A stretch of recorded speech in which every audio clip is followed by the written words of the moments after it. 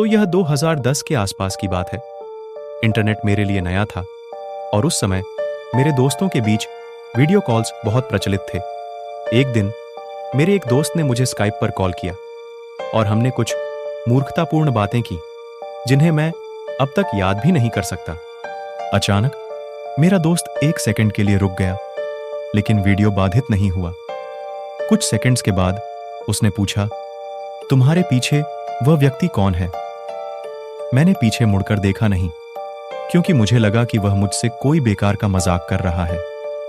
लेकिन मैंने उससे उस व्यक्ति का वर्णन करने को कहा और उसने कहा कि वह एक 10-12 साल का लड़का था जो लाल टी शर्ट पहने हुए था।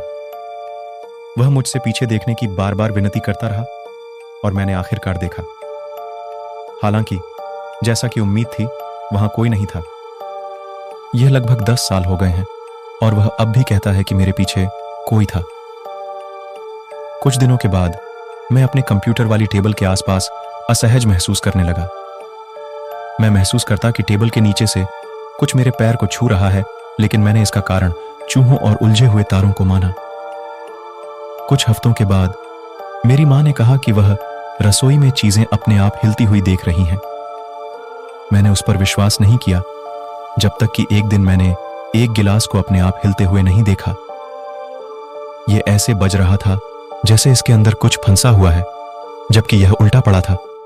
हालांकि मैंने इसके बारे में ज्यादा नहीं सोचा। कुछ दिनों के बाद मैंने अपने बिस्तर के आसपास रात के करीब 2 बजे कुछ महिलाओं को सफेद रंग की पोशाक में देखा।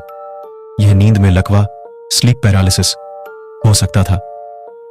एक बार मेरी बुआ, चाची ने मुझसे कहा कि कुछ ने उनके पैरों को भी कंप्यूटर टेबल के नीचे से छुआ है। अंत में मेरी दादी ने घर की शुद्धि करने का निर्णय लिया और तब से मुझे कुछ भी संदिग्ध नोटिस नहीं हुआ है। मैं अंधविश्वासी नहीं हूं, लेकिन मैंने जो देखा वो देखा